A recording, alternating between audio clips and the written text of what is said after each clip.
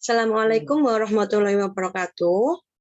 Perkenalkan, saya Selvina Novantia Berlianti, NPM 190-120-10163 dari kelas Aplikasi Manajemen Terpadu F akan menjelaskan tentang studi kasus dari PT Bulan Sabit.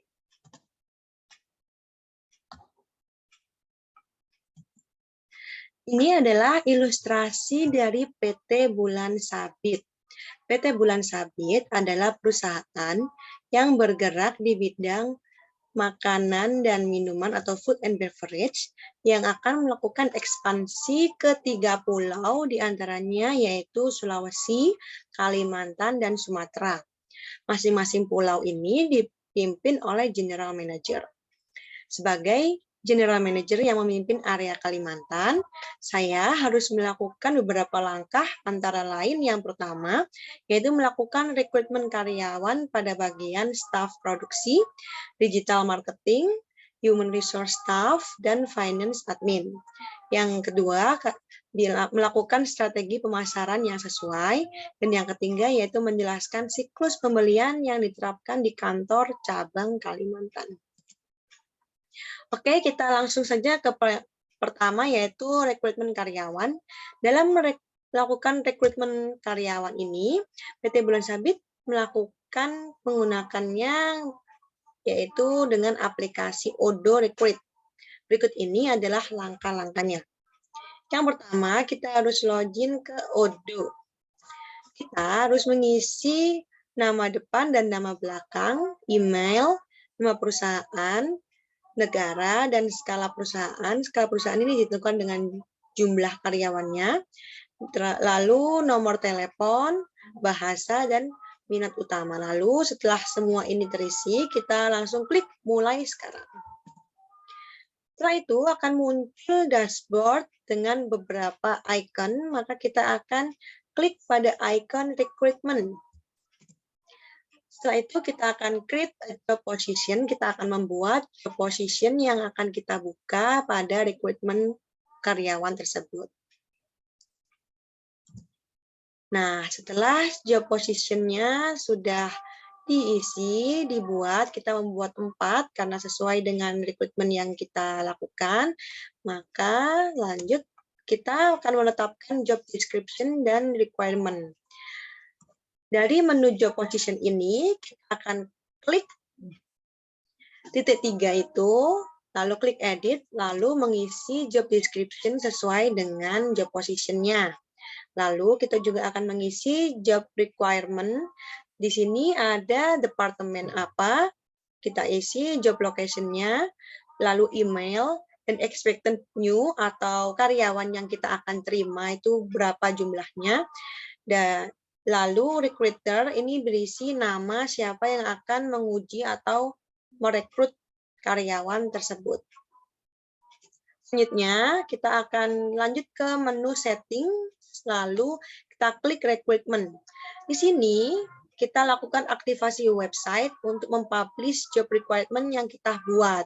Tujuannya yaitu untuk dapat diakses oleh semua orang yang ingin melakukan pendaftaran dari job requirement yang kita lakukan. Kita klik online posting, yaitu publish available jobs on your website. Kita akan melakukan publish job requirement di website perusahaan kita.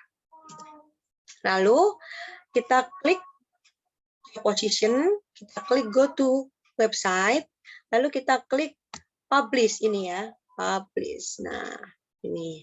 Maka otomatis job position yang kita buat ini sudah terpublish dan sudah bisa diakses dan didaftar oleh orang yang ingin mendaftar atau aplikan.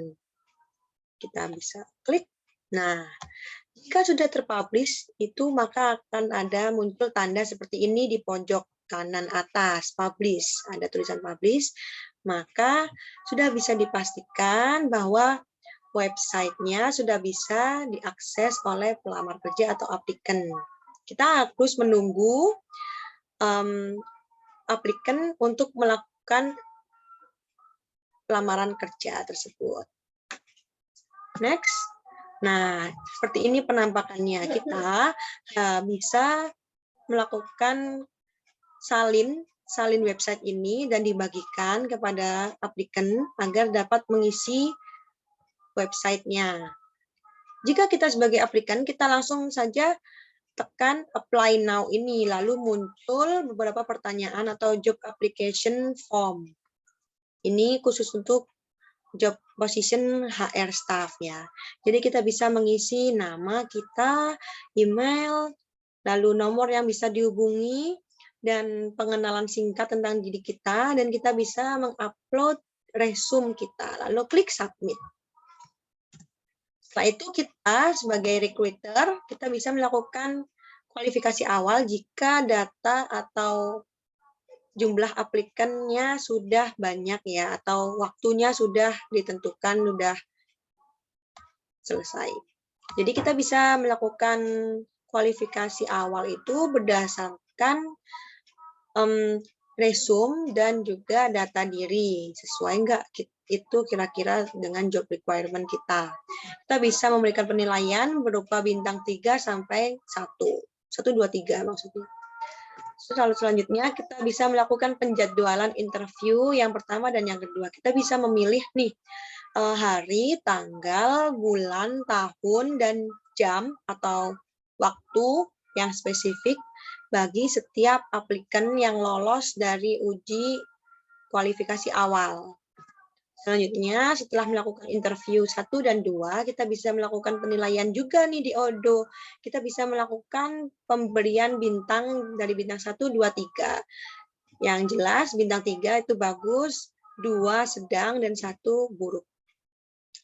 Dan lalu kita langsung bisa pilih satu orang atau berapa jumlah yang diinginkan untuk melakukan kontrak proposal, tanda tangan kontrak.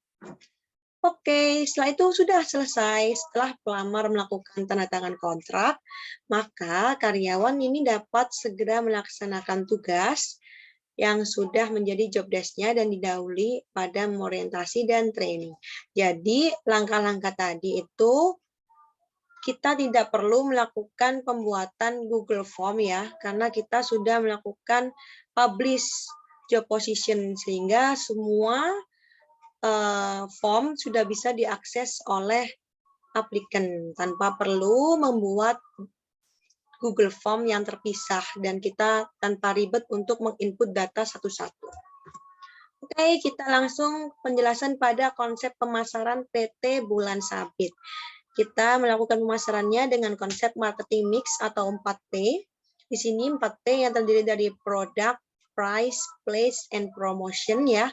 Produk kita tekankan yaitu pada bahan yang berkualitas dan fresh, otomatis karena kita adalah perusahaan food and beverage ya, karena kita harus menonjolkan itu untuk menjamin dari kebagusan atau kebaikan bahan yang kita jual. Selanjutnya kita juga melakukan kemasan yang menarik, yang eye-catching, karena target pasar kita yaitu target konsumen kita yaitu dari generasi muda atau Gen Z yang sangat visual. Dan yang ketiga yaitu produknya bervariasi. Kita akan memberikan beberapa variasi produk mulai dari rasa, jenis, produk, dan sebagainya untuk menghindari kebosanan dari pelanggan. Dan yang terakhir yaitu kita akan mendaftarkan produk kita agar mendapatkan sertifikasi halal MUI. Karena kita sudah menggunakan semua bahan, baik bahan utama maupun bahan pendamping itu yang halal, sehingga dengan adanya sertifikasi MUI ini, sertifikasi halal MUI, kita dapat memberikan rasa aman daripada pelanggan tersebut. Yang kedua yaitu price, harga kita akan menetapkan dengan variasi harga sesuai produk dengan adanya kesatuan harga di seluruh Indonesia tiap jenis produknya. Jadi kita kan sudah berada pada pasar Jawa, Sumatera, Sulawesi, dan Kalimantan. Kita samakan semua harganya, yaitu membentuk united pricing. Yang ketiga yaitu place, kita bertempat di pusat kota atau pembelanjaan dengan menyediakan layanan antar. Jadi kita akan bermitra dengan yang namanya GoFood, GrabFood, dan khusus nih di daerah Kalimantan atau di daerah Kalimantan yang kotanya belum tersedia GoFood dan GrabFood, maka kita akan bermitra dengan yang namanya Borneo Jack. Karena seperti yang kita tahu, bentang alam atau segi geografis Kalimantan itu luas dan tidak semua terjangkau oleh dua aplikasi besar itu, maka kita menggunakan aplikasi domestik yaitu Borneo Jack. Dan yang keempat yaitu promotion. Kita melakukan strategi promosinya yaitu sales promotion. Tujuannya adalah untuk menarik perhatian dari pelanggan karena kita melakukan ekspansi untuk pertama kalinya di Kalimantan. Kita butuh daya tarik nih, yaitu contohnya seperti buy one get one free, cashback, pemberian diskon, dan free ongkir. Dan yang kedua yaitu personal selling. Kita akan merekrut dan mempekerjakan customer service yang ramah dan prima dalam pelayanan agar meningkatkan kepuasan dari pelanggan kita. Yang ketiga yaitu kita melakukan advertising di media sosial. Ini kita akan melakukan pengiklanan secara online di akun resmi Instagram, Facebook, YouTube, TikTok kita, dan melakukan beberapa endorsement pada influencer. Oke, selanjutnya ini adalah contoh dari e-brosur yang akan kita upload di akun resmi media sosial kita. Kita akan tekankan di sini ada tulisan Borneo Edition. Ini contoh pada ekspansi di Kalimantan ya. Dan kita juga akan mencantumkan lambang halal karena kita memang sudah mendapatkan sertifikasi dari MUI. Dan kita juga akan mencantumkan mitra kita agar pelanggan ini bisa yakin, bisa mempermudah gitu. Oke, selanjutnya yaitu siklus pembelian. Siklus pembelian kita awali dengan material request atau pencatatan permintaan atau purchase requisition. Ini kita bisa lakukan secara langsung ataupun menggunakan beberapa metode. Kalau secara langsung, kita bisa menetapkan jenis, kuantitas, dan waktu pesanan secara langsung. Tapi kalau menggunakan metode, kita bisa menggunakan metode MRP atau Material Requirement Planning. Bisa juga menggunakan metode Production Order, bisa juga melakukan Sales Order. Oke, yang kedua yaitu pemilihan supplier dan penawaran harga. Jadi pemilihan ini untuk memproses permintaan yang kita buat. Dan semakin banyak vendor atau supplier, maka semakin baik karena kita ini bisa memilih kualitas barang dan harga mana yang sesuai dengan kebutuhan kita. Jadi setiap vendor atau supplier akan memberikan daftar penawaran harga kepada kita. Yang ketiga yaitu purchase order atau pesanan pembelian. Ini berupa pembuatan dokumen yang mengikat secara hukum yang kita terbitkan yang diberikan kepada vendor yang berisi tentang detail pesanan seperti jumlah pembelian, tanggal, dan waktu pengiriman, serta harga yang telah disepakati bersama. Dan yang keempat yaitu penerimaan barang. Penerimaan barang yaitu menerima dalam bentuk fisik barang yang telah kita pesan dan kita sesuaikan dengan kondisi persyaratan baik secara jumlah maupun kualitas. Jadi pegawai kami di bagian penerimaan akan mengoreksi setiap barang yang datang agar menghindari kesalahan atau kecacatan yang terjadi. Di dalam penerimaan barang ini kita juga akan menerima faktur yang berisi tagihan secara umum, jumlah pembelian, pajak, dan biaya angkut yang kita harus bayar. Selanjutnya yaitu pembayaran. Kita akan melakukan pembayaran sesuai dengan faktur yang telah diberikan.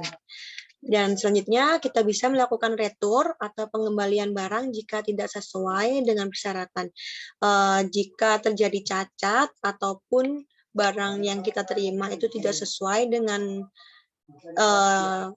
yang kita beli atau kita pesan, kita bisa mengembalikannya. Ini retur ini bisa dilakukan sebelum atau sesudah pembayaran. Oke, terima kasih atas perhatiannya. Itu tadi adalah penjelasan tentang studi kasus dari PT Bulan Bintang. Saya akhiri dan mohon maaf atas kesalahan, baik yang saya sengaja maupun tidak sengaja. Wassalamualaikum warahmatullahi wabarakatuh.